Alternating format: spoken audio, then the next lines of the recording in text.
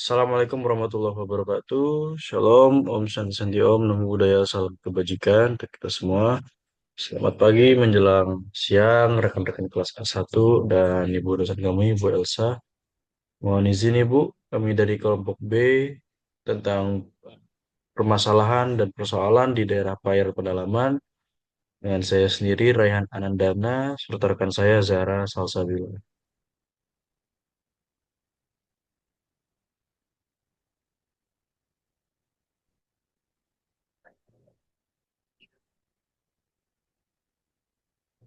Latar belakang. Perairan pedalaman merupakan bagian dari wilayah perairan suatu negara yang berada di dalam garis batas yang ditentukan oleh hukum. Ini berarti bahwa agar negara memiliki kedaulatan penuh atas wilayah ini dan kapal asing tidak berhak untuk melintasinya. Perairan pedalaman dibatasi oleh garis penutup yang ditentukan berdasarkan hukum internasional, Konvensi Hukum Laut Internasional, UNCLOS. UNCLOS 1982 mengatur tentang berbagai wilayah laut termasuk perairan pedalaman. Meskipun UNCLOS tidak secara khusus mengatur perairan pedalaman, namun konvensi ini memberikan dasar hukum bagi negara untuk mengklaim wilayah perairan pedalamannya. UNCLOS 1982 memberikan hak pada negara kepulauan untuk menarik garis pangkal lurus yang dapat membentuk perairan pedalaman. Garis pangkal lurus ini dapat menutup wilayah laut yang sebelumnya dianggap sebagai laut lepas atau laut teritorial negara lain. Hal ini dapat memicu konflik dengan negara tetangga terkait hak lintas damai kapal asing di wilayah tersebut. Selanjutnya,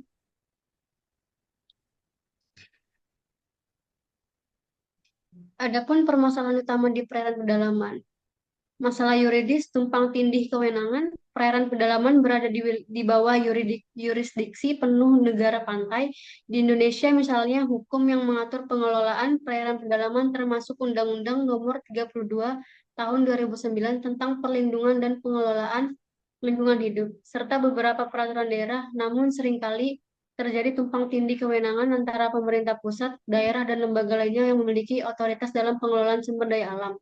Konflik ini dapat diperburuk oleh kurangnya koordinasi antar lembaga, sebagai contoh pengelolaan hutan mangrove yang berada di sekitar perairan pedalaman, seringkali seringkali melibatkan Kementerian Lingkungan Hidup dan Kehutanan, pemerintah daerah, serta masyarakat lokal. Perbedaan visi dan pendekatan dalam penegakan hukum serta pemanfaatan sumber daya ini bisa menimbulkan kebingungan dan mengurangi efektivitas perlindungan ekosistem perairan pedalaman. Selanjutnya.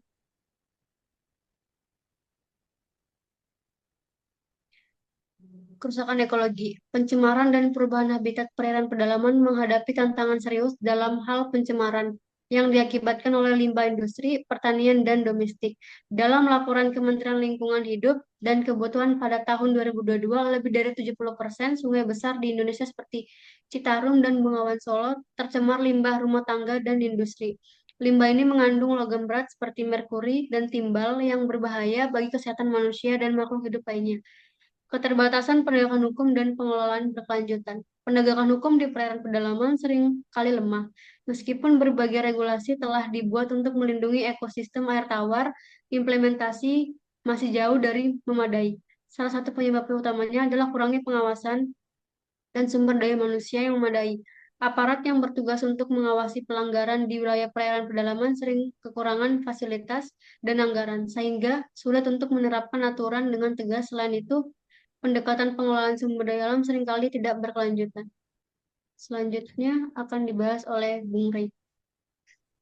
Contoh kasus sengketa Sungai Mahakam. Sungai Mahakam yang membentang sepanjang 920 km di Kalimantan Timur adalah sumber kehidupan bagi masyarakat di sekitarnya. Sungai ini kaya akan sumber daya alam seperti hutan, minyak bumi, gas alam, dan batu bara. Namun, eksploitasi sumber daya yang tidak terkendali telah menyebabkan konflik dan kerusakan lingkungan. Sungai Mahakam di Kalimantan Timur merupakan salah satu perairan pedalaman Indonesia yang penting secara ekonomi dan ekologi. Namun, sungai ini juga menghadapi berbagai permasalahan, misalnya seperti konflik yang memicu masalah hak eksploitasi. Terdapat kasus-kasus di mana perusahaan-perusahaan tambang dan perkebunan di sepanjang Sungai Mahakam menggunakan sungai untuk membuang limbah mereka. Hal ini yang kemudian menyebabkan penyebaran yang merusak ekosistem sungai dan merugikan masyarakat sekitar yang bergantung pada sungai untuk kebutuhan sehari-hari. Kemudian selanjutnya adalah masalah navigasi dan kewenangan. di mana Sungai Mahakam seringkali dilalui oleh kapal-kapal besar untuk transportasi batu bara. Terkadang terjadi sengketa mengenai kewenangan antara pemerintah daerah dan pemerintah pusat dalam hal perizinan serta pengawasan kapal yang melintasi sungai ini, di mana pemerintah daerah berupaya mengatur alur transportasi dan meminta kewenangan lebih besar untuk mengelola sungai. Namun, pemerintah pusat menilai hal itu tetap berada di bawah kendali nasional. Upaya penyelesaian dalam hal ini adalah regulasi dan penegakan hukum. Pertama adalah Undang-Undang Nomor 7 Tahun 2004 tentang Sumber Daya Air. Undang-undang ini mengatur tentang pengelolaan sumber daya air secara terpadu, termasuk di sungai, namun implementasinya masih belum optimal. Selanjutnya adalah penegakan hukum, di mana pemerintah telah melakukan upaya penegakan hukum terhadap perusahaan yang melanggar peraturan di lingkungan Sungai Mahakam, seperti penghentian operasional, denda, dan proses hukum. Namun, penegakan hukum masih perlu ditingkatkan dan konsisten. Kemudian ada kerjasama antar lembaga, yang mana dalam hal ini kerjasama antar Kementerian Lingkungan Hidup dan Kehutanan, Kementerian Energi dan Sumber Daya Mineral, Kementerian Dalam Negeri untuk mengkoordinasikan pengelolaan sungai, dan kerjasama dengan pemerintah daerah untuk mengelola sungai di tingkat lokal. Adapun untuk dialog dan negosiasi, yaitu adalah forum dialog terbuka, pemerintah perlu memfasilitasi forum dialog terbuka dan inklusif yang melibatkan semua pihak yang berkepentingan, termasuk masyarakat adat, nelayan, perusahaan, dan pemerintahan daerah. Kemudian ada mediasi dan arbitrase. Jika dialog gagal, maka mediasi dan arbitrase oleh pihak independen dapat menjadi alternatif untuk mencari solusi yang adil dan menguntungkan semua pihak. Maka rekan-rekan dapat disimpulkan bahwa sengketa Sungai Mahakam masih berlangsung dan belum ada solusi yang final.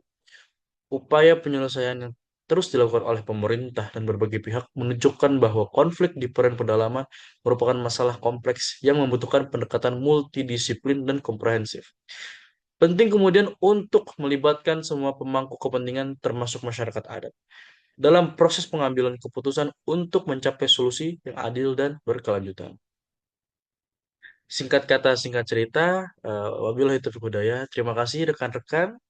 Mungkin kita bisa lanjut ke sesi diskusi. Assalamualaikum warahmatullahi wabarakatuh. Shalom, Om Santi.